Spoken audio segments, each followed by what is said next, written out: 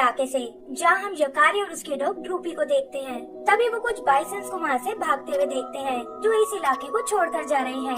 यकारी के डैड और उसके दोस्त भी इसे नोटिस करते हैं और समझ जाते हैं कि उनका भी घर छोड़ने का वक्त आ गया है, क्योंकि बाइसन थंडर और लाइटनिंग वाले सीजन को सेंस कर लेते हैं।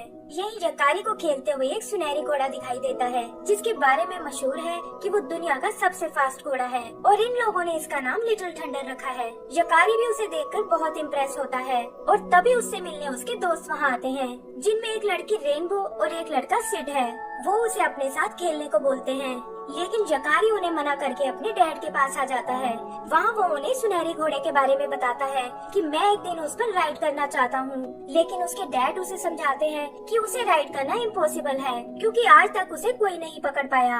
आगे हम उन सबको वापस कबीले में आते हुए देखते हैं, जहाँ उसकी मॉम उसे बताती है कि आज रात तुम्हें स्पिरिट ट्री पर आना होगा, क्योंकि कबीले वाले एक बड़ा फैसला लेने वाले हैं। फिर वो एक बड़े से पेड़ पर चढ़कर रिलैक्स करने लगता है, जहाँ से उनके कबीले की ईगल हिल दिखाई देती है, जो उनके पवित्र पक्षी ईगल की निशानी है।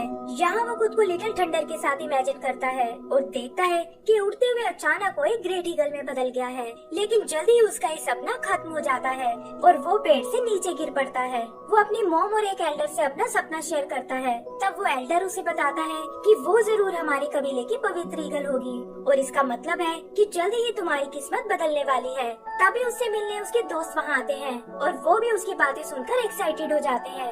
जल्दी ही वहाँ रात हो जाती है और हम देखते हैं कि कबीले वाले स्पिरिट ट्री के नीचे इकट्ठा हो गए हैं। वहाँ वो एल्डर उन्हें बताता है कि बाइसन्स के पास गजब की सेंसिंग पावर है और अगर वो ये जगह छोड़ रहे हैं तो हमें भी उनके पीछे जाना होगा। एक दूसरा आदमी उन्हें वार्न करता है कि जल्दी ही यहाँ बड़े बड़े टोर्नेडोज आने वाले हैं, जो रास्ते में आने वाली हर चीज को नष्ट कर देंगे और अब हम ज्यादा देर तक यहाँ नहीं रह सकते। तब यकारी के डैड उन्हें बताते हैं कि हमारे पास बहुत ही कम घोड़े हैं, जिनके बिना हम ये जर्नी नहीं कर पाएंगे और इसीलिए उसे अपने हंटर्स के साथ कुछ और घोड़े पकड़ने होंगे। कबीले वाले भी उसकी बात से एग्री हो जाते हैं और इधर सिड यकारी से कहता है कि हमें भी उन हंटर्स को फॉलो करना चाहिए। यकारी ऐसा करने से मना करता है और रेनबो भी उसे समझाती है कि ये सिर्फ ब्रेव लोगों का काम है, जो सिर पर ब्रेवरी के फेदर्स पहनते हैं। तब सिड उन्हें बताता है कि बाकी घोड़ों के साथ लिटिल थंडर भी वहाँ होगा और ये सुनकर यकारी का मन बदल जाता है। अगली सुबह वह एक बोट से उन हंटर्स का पीछा करते हैं और देखते हैं कि उन्होंने काफी सारे घोड़ों को घेर लिया है। यही यकारी को वो लिटिल थंडर दिखाई देता है, लेकिन इससे पहले कि कबीले वाले उसे पकड़ पाए वो कूदकर वहाँ से भाग निकलता है और ये देखकर वो तीनों बहुत खुश होते हैं। यकारी उसके पीछे जाने का प्लान करता है और कहता है कि जल्दी ही हम यहाँ से दूर चले जाएंगे और ये मेरा उससे मिलने का लास्ट मौका है। रेनबो को लगता है कि वो जरूर खुद को किसी मुसीबत में डाल लेगा और इसीलिए ड्रूपी को उसके पीछे भेजती है। इधर यकारी उसे ढूंढता हुआ एक घाटी तक आता है और देखता है कि लिटिल थंडर एक जगह फंसा हुआ है। वो अपनी जान पर खेलकर उसकी मदद करता है और कहता है कि मैं बस तुम्हारा दोस्त बनना चाहता हूँ, लेकिन वो घोड़ा उससे डरकर भाग जाता है। ड्रूपी भी उसके पीछे वहाँ तक पहुँच जाता है और यकारी उसे बताता है कि अभी अभी मैंने लिटिल थंडर की मदद की है। तभी वो एक बड़ी सी ईगल को आते हुए देखता है और वो उसे उड़ाकर आसमान में ले आती है। यकारी कहता है कि तुम तो बिल्कुल मेरे सपने जैसी हो और तब वो ईगल उसे बताती है कि मैं तुम्हारी प्रोटेक्टर ईगल हूँ और जहाँ तुम जाते हो मैं हमेशा तुम्हारे साथ होती हूँ। फिर वो उस घोड़े को बचाने के लिए उसे एक फेदर देती है और बताती है कि ये मेरे विंग्स का सबसे सुंदर फेदर है। ये बिल्कुल वैसा था जैसा कि उनके हंटर सिर पर लगाते हैं और यकारी पूछता है कि क्या मैं भी अब ब्रेव बन गया हूँ। ईगल कहती है कि अच्छा काम करने वाले हमेशा ब्रेव होते हैं और फेदर के साथ साथ उसे एक और गिफ्ट भी देती है जो आज तक किसी इंसान को नहीं मिला। ये कहकर वो उसे वापस जमीन पर भेज देती है और यकारी खुश होकर इस बारे में ड्रूपी को बताता है। तभी वो देखता है कि ड्रूपी उसी की भाषा में बात कर रहा है और वो समझ जाता है कि ईगल ने उसे एनिमल से बात करने की पावर दी है। ये देखकर वो बहुत खुश होता है और उसे लगता है कि इस तरह वो लिटिल थंडर से दोस्ती कर सकता है। वो लोग एक बार फिर उसे ढूंढते हुए आगे बढ़ने लगते हैं, जहाँ एक काऊ यकारी को आगे जाने का रास्ता बताता है। फिर उसकी मुलाकात कुछ बटरफ्लाई से होती है और इसी तरह जल्दी ही वो लिटिल थंडर तक पहुँच जाते हैं। यकारी उससे बात करने जाता है और वो घोड़ा भी हैरान रह जाता है कि आखिर ये इंसान मुझसे बात कैसे कर सकता है। तब यकारी उसे ग्रेट ईगल के बारे में बताता है और उससे उसकी चोट के बारे में पूछता है। वो घोड़ा भी अपनी मदद करने के लिए उसका शुक्रिया अदा करता है और यकारी प्यार से उसे छूने लगता है। फिर वो लपक कर उसके ऊपर बैठ जाता है, लेकिन ये बात घोड़े को बिल्कुल पसंद नहीं आती और वो उसे नीचे गिरा देता है। वो कहता है कि मैं तुम्हारा गुलाम नहीं बल्कि एक फ्री एनिमल हूँ और तुम भी बाकी इंसानों के जैसे एकदम सेल्फिश हो। ये कहकर वो वहाँ से चला जाता है और यकारी उसके पीछे उस नदी को क्रॉस करने लगता है। तभी पैर फिसलने से वो नदी में गिर पड़ता है और उसका फेदर भी बहकर दूर चला जाता है। वो देखता है कि सामने एक बहुत बड़ा वाटरफॉल है और किसी तरह एक पेड़ से लटककर खुद को बचाने की कोशिश करता है, लेकिन ये भी उसके कोई काम नहीं आता।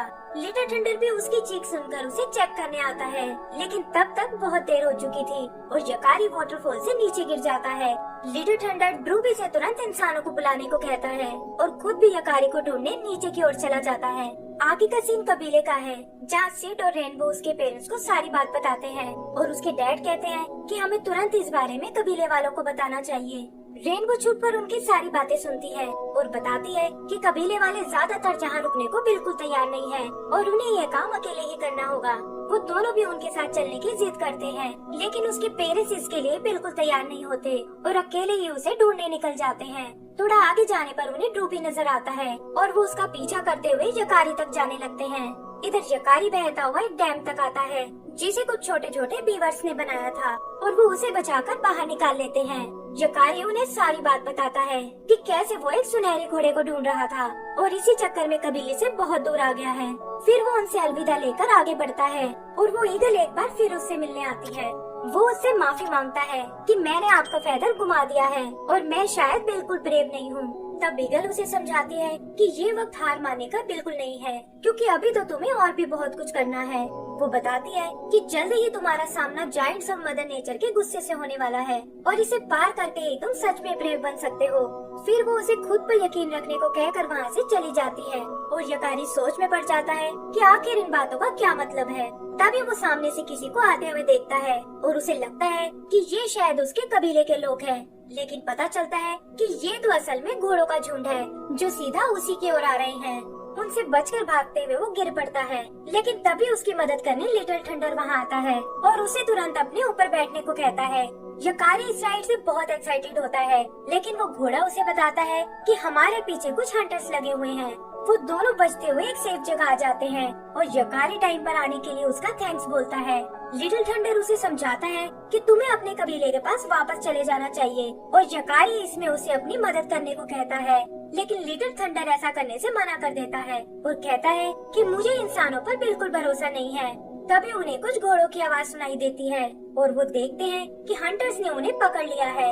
यकारी उससे इनकी मदद करने को कहता है, लेकिन लिटिल थंडर उससे पूछता है कि सुबह तुम्हारे हंटर्स भी घोड़ों को पकड़ रहे थे, तो भला तुम में और इन लोगों में क्या फर्क है। तब यकारी उसे बताता है कि ये लोग कुगर कबीले से हैं और हम इनकी तरह घोड़ों को कभी हर्ट नहीं करते। फिर वो उसे उन कुगर्स का ध्यान भटकाने को बोलता है ताकि पीछे से वो उन घोड़ों को आजाद करा सके। कुगर्स भी एक सुनहरे घोड़े को देखकर बहुत इम्प्रेस होते हैं और अपने एक आदमी को वहीं छोड़कर उसे पकड़ने चले जाते हैं। यकारी भी इसका फायदा उठाकर घोड़ों तक पहुंच जाता है और एक एक करके उन सभी को आजाद करा देता है। लिटिल थंडर भी कुगर से बच निकलता है और वापस आकर वो देखते हैं कि उनके पहले वाले घोड़े भी भाग गए हैं। लीडर उनका पीछा करने की सोचता है और तभी वो यकारी और सुनहरे घोड़े को भागते हुए देखते हैं। वो अपने आदमी पर बहुत नाराज होता है और कहता है कि तुम्हें किसी भी कीमत पर उस घोड़े को वापस लाना होगा। आगे हम यकारी के पेरेंट्स को देखते हैं जिन्हें ड्रूपी उस वाटरफॉल तक ले आया है और वो उसका अंजाम सोचकर दुखी हो जाते हैं।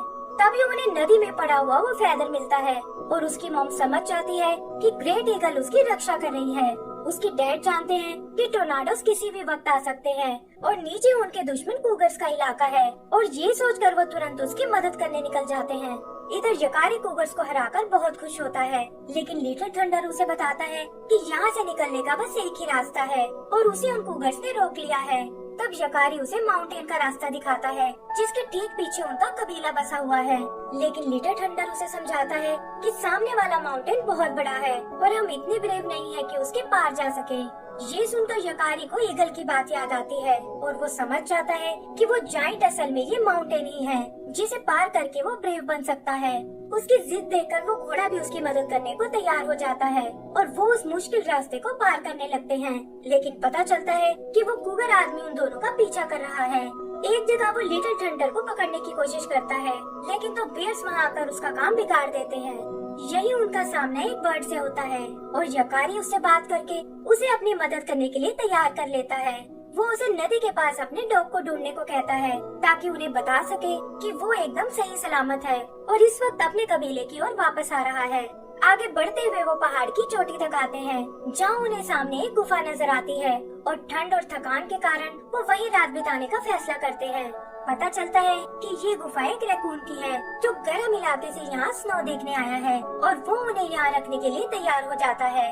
उधर सिड और रेनबो को यकारी की बहुत चिंता होती है और तब एल्डर उन्हें बताता है कि कल तक टोर्नाडो यहाँ पहुँच जाएंगे और उम्मीद करो कि उसके पेरेंट्स उसे जल्दी से ढूंढ लें। सुबह यकारी को अपने पास कुछ फ्रूट्स रखे हुए मिलते हैं और वो समझ जाता है कि ये सब रकून उनके लिए लाया है। तभी उसे लिटिल थंडर की आवाज आती है जो उसे दिखाता है कि रात को यहाँ काफी स्नोफॉल हुआ है और यकारी को लगता है कि ये देखकर रकून खुश हो जाएगा। फिर वो उन बर्फीले रास्तों से होते हुए आगे बढ़ने लगते हैं और यकारी को सामने वो ईगल हिल दिखाई देती है। वो लिटिल थंडर का शुक्रिया अदा करता है और कहता है कि मैं तुम्हारे बिना ये कभी नहीं कर पाता।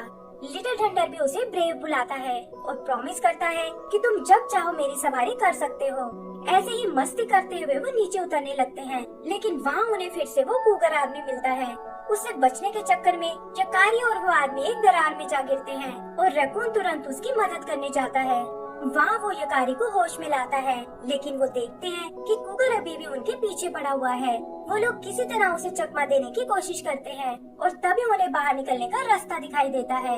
रकून उसे तुरंत वहाँ से जाने को कहता है और बताता है कि मैं अब इन केव्स को ही अपना घर बनाने वाला हूँ।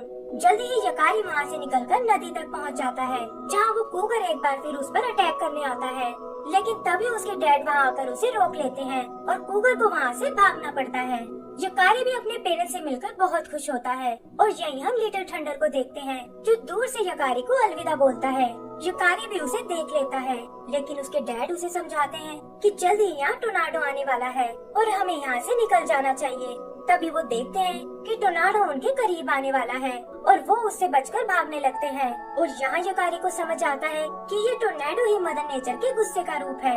उसके डैड को अपने घोड़ों की चिंता होने लगती है क्योंकि वो पहले से ही थके हुए हैं और तभी यकारी लिटिल थंडर को आते हुए देखता है। फिर वो यकारी को अपनी पीठ पर आने को बोलता है और उन्हें टोर्नाडो से बचाने के लिए घाटी में बनी एक दरार में ले जाता है। आगे का सीन कुछ टाइम बाद का है जहाँ कबीले ने अपने लिए एक नई जगह ढूंढ ली है और वो वहाँ बसने की तैयारी कर रहे हैं। तभी उन्हें ड्रूपी की आवाज सुनाई देती है और वो देखते हैं कि यकारी और उसकी फैमिली वापस आ गई है। वो सब लिटिल थंडर को देखकर बहुत हैरान होते हैं और यकारी उन्हें बताता है कि ये सिर्फ घोड़ा ही नहीं बल्कि मेरा दोस्त भी है। फिर वो यकारी को उसका खोया हुआ फेदर वापस करते हैं और कहते हैं कि अब से तुम भी हमारे कबीले के ब्रेव लोगों में से एक हो। एंड में हम यकारी को लिटिल थंडर की सवारी करते हुए देखते हैं और इसी के साथ हमारी ये मूवी खत्म हो जाती है। तो दोस्तों